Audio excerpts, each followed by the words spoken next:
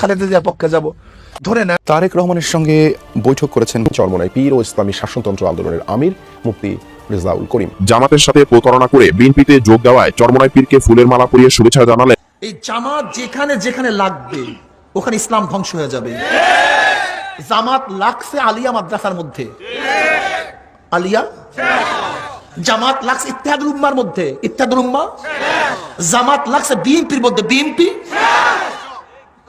ইসলামী আন্দোলন বাংলাদেশ ক্ষমতার জন্য রাজনীতি করত, অনেক আগেই ক্ষমতায় যেতে পারত, অনেক আগেই। অনেক প্রস্তাব আসছে, কিন্তু কেন যাই নাই? ইসলাম হুকুমাত কায়েম করার জন্য। এর জন্য আমি বিশ্বাস করি যারা ইসলামী হুকুমাত কায়েম করতে চায় না, শরিয়া আইন বাস্তবায়ন করতে চায় না, নাম দেয় ইসলাম, এর চেয়ে বড় মুনাফিক এবং ধোঁকাবাজ গোটা দুনিয়াতে থাকতে পারে। আসুন, মুখে যা বলি কাজেও তা করি। আর আমি দেখি জামাত সে তো আসলে শরিয়া বাস্তবায়ন কেন করবে? সে তো নিজেই শরিয়া অনুযায়ী চলে না। তার লিডাররা অহরহ বিপর্দা মহিলাদের সাথে সব জায়গায় খোলামেলা ইসলাম ইসলাম করবেন, শরিয়াত মানবেন না, এটা হবে না। আসসালামু আলাইকুম প্রিয় দর্শক, আবার হাজির হলাম নতুন একটি ভিডিও নিয়ে। বাংলাদেশের নির্বাচন প্রেক্ষাপটে যে পরিস্থিতি সৃষ্টি হয়েছে তারই আলোকে হাজির হলাম কয়েকটি ভিডিও নিয়ে। ইতিমধ্যেই আপনারা ভিডিওর অংশ বিশেষ দেখেছেন, অংশ বিশেষ দেখেই বুঝতে পারছেন আজকে ভিডিওটি ঠিক কতটা গুরুত্বপূর্ণ হতে যাচ্ছে।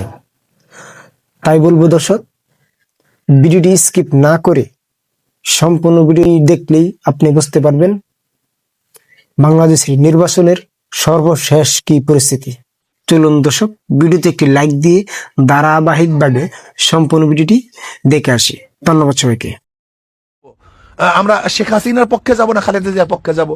ধরে নেন জনাব মুহাম্মদ রাসূলুল্লাহ সাল্লাল্লাহু আলাইহি ওয়াসাল্লাম মদিনাতে আছে, ধরে নেন আল্লাহ ফরজান আমাদের বাংলাদেশের একটা ওয়াফদ, একটা প্রতিনিধি দল মদিনায় গেছে। ইসলামী আন্দোলন বাংলাদেশ ক্ষমতার জন্য রাজনীতি করত, অনেক আগেই ক্ষমতায় যেতে পারত, অনেক আগেই। অনেক প্রস্তাব আসছে, কিন্তু কেন যাই নাই? ইসলাম হুকুমাত কায়েম করার জন্য।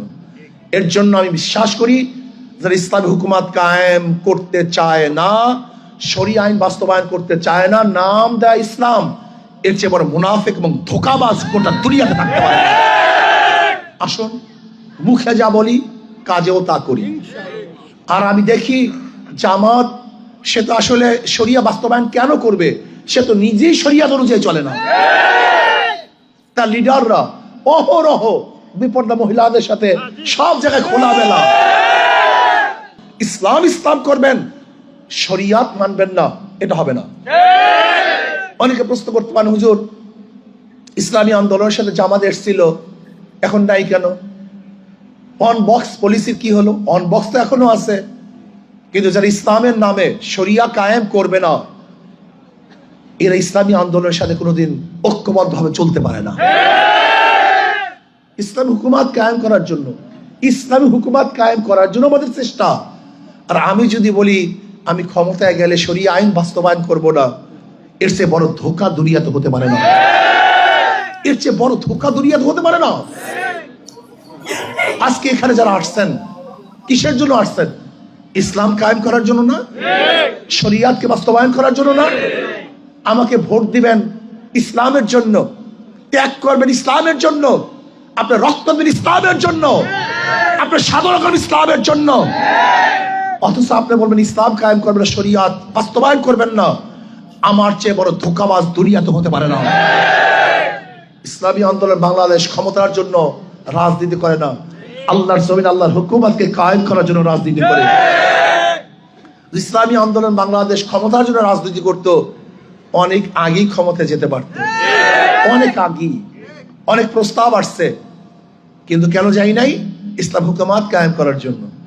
এর জন্য আমি বিশ্বাস করি যারা ইসলামী হুকুমাত কায়েম করতে চায় না, শরিয়া আইন বাস্তবায়ন করতে চায় না, নাম দেয় ইসলাম, এর চেয়ে বড় মুনাফিক এবং ধোঁকাবাজ গোটা দুনিয়াতে থাকতে পারে। আসুন, মুখে যা বলি কাজেও তা করি। আর আমি দেখি জামাত সে তো আসলে শরিয়া বাস্তবায়ন কেন করবে? সে তো নিজেই শরিয়া অনুযায়ী চলে না। তার লিডাররা অহরহ বিপর্দা মহিলাদের সাথে সব জায়গায় খোলা মেলা বেপর্দা বানাইতেছে। এই জামাত যেখানে যেখানে লাগবে ওখানে ইসলাম ধ্বংস হয়ে যাবে। জামাত লাগছে আলিয়া মাদ্রাসার মধ্যে, আলিয়া। জামাত লাগছে ইত্তেহাদুল উম্মার মধ্যে, ইত্তেহাদুল উম্মা। জামাত লাগছে বিএনপির মধ্যে, বিএনপি। এই জামাতের প্রয়োজন যেখানে লাগবে সেটা ধ্বংস হয়ে যাবে, যেখানে লাগুক ধ্বংস হয়ে যাবে। আল্লামা দারখাস্তি রহমাতুল্লাহ বলছেন, আল্লামা দারখাস্তি রহমাতুল্লাহ হাফিজুল হাদিস, যে হাফিজুল হাদিস 1 লক্ষ উপর হাদিস মুখস্থ ছিল, আব্দুল্লাহ দারখাস্তি রহমাতুল্লাহ আলাইহি, তিনি বলেছেন যদি কোন দেশ যদি কমিউনিস্টরা দখল করে নেয় সেখানেও একদিন ইসলাম আসতে পারে,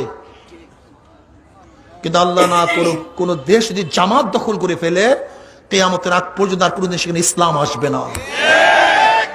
কারণটা কি? কমিউনিস্ট তো ইসলাম মনে করিয়া ইসলামকে ধ্বংস করে না, বলে ইসলামের বিরুদ্ধে হিসেবে ধ্বংস করছে। কাজে যখনই মানুষ ইসলাম বুঝবে সেখানে ইসলাম চলে আসবে। কিন্তু জামাতরা গায়রে ইসলামকে ইসলাম মনে করিয়া করে। যেমন কোন ব্যক্তি নামাজ পড়ে না শয়তানির কারণে, নফসানিয়াতের কারণে, কিন্তু সে মনে করে নামাজ ফরজ, আজ হোক কাল হোক একদিন নামাজ। কিন্তু ভণ্ডরা যারা মনে করে নামাজ লাগে না, ওরা কোনদিন নামাজ পড়বে? কারণটা কি? আর এই ব্যক্তি যদি নামাজ পড়ে না, সে পড়বে কেন? সে জানে নামাজ পড়তে হবে, কিন্তু আমার শয়তানির কারণে নামাজ পড়তে পারতেছি না। এক ব্যক্তি রোজা রাখে না, কিন্তু জানে রোজা ফরজ, একদিন না একদিন রোজা। কিন্তু এই ভণ্ডদের মতো যদি বলে রোজা লাগে না, কিন্তু সে তো এইটাই মনে করে রোজা লাগে না, সে রোজা রাখবে কেন? কথাটা বুঝাতে পারিনি। এক ব্যক্তি মদ পান করে হারাম মনে করিয়া যখনই তার মধ্যে বুঝে আসবে, কিন্তু কেউ যদি মদ পান করে জায়েজ মনে করিয়া, কথা বলেন না কেন? এক ব্যক্তি দাড়ি কাটে, কিন্তু মাঝে মাঝে চুল রাইখা দেব মনে চায়, আরে একদম, কিন্তু শয়তানের সাথে পারতেছে না, কিন্তু মনে। কিন্তু কেউ যদি মনে করে দাড়ির মধ্যে ইসলাম না, কথা বলেন না কেন? দাড়ি ছাটার মধ্যে কিছু নাই। জামাতের বুঝেন, হাজারো আমার বাবারা দাড়ি রাখে না, তার মনে বহুত মানুষ দাড়ি রাখে না, মোহাব্বত করে, কিন্তু ওর মনের মধ্যে বারবার পরেশানি, রাখবো কালকা পরশু আগামী বছর এই পরীক্ষাটা দিয়ে এলো, এই বিয়াটা করিয়ে এলো, এই কথা ঠিক না? বারবার এইটাই কই, বিয়াটা করিয়ে এলো, এইটা পরীক্ষা দিয়ে এলো, মাস্টার্স পাস করিয়ে এলো, চাকরিটা পাইয়া নেই, এই বিদেশে যাইয়া নেই, মনের মধ্যে বারবার খোঁচা দেয়। কেন? ও মনে করে দাড়ি রাখতে হবে, কিন্তু যদি ফতুয়া পায় দাড়ি রাখা লাগবে না। বুঝেন? এই জামাতের অবস্থায় এই হাজারো মহিলারা আছে পর্দা করে না, আমার হাজারো মা বোনেরা আছে পর্দা করে না, কিন্তু মারে হরে পর্দা করা দরকার, হারাম করি গুনাহ করি পর্দা করা দরকার। কিন্তু যখন জামাতের ফতুয়া পেয়ে যাবে, একজন আব্দুল্লাহ দারখাস্তি রহমাতুল্লাহ বলেন, কোন দেশ যদি কমিউনিজম দখল করে নেয় একদিন না একদিন দ্বিতীয়বার সেখানে ইসলাম আসতে পারে। বোখারা, তাসকান, সামারকান্দ, উজবেকিস্তান, সেখানে ইসলাম চলে আসছে, সেখানে ইসলাম। যদিও কমিউনিজম বিপ্লব করার পরে দ্বিতীয়বার ইসলাম চলে আসছে, কিন্তু আল্লাহ না করুক কোন দেশ যদি জামাত একবার দখল করে, সে দেশে পূর্ণ ইসলাম আর কোনদিন আসবে না। কারণ ওরা গায়রে ইসলামকে ইসলাম বানায় দেবে। ভাবছিলাম ওদের বিরুদ্ধে কথা বলবো না, মাজলুম, কিন্তু না, তাদের কাজ বন্ধ নাই, চালাইতেছে হোমানে চালাইতেছে। আর কিছু কওমিয়ার, আমাদের কওমিয়ার কিছু লোকদেরকে অর্থের বিনিময়, স্বার্থের বিনিময় গোলক করিয়া নিছে তাদেরকে,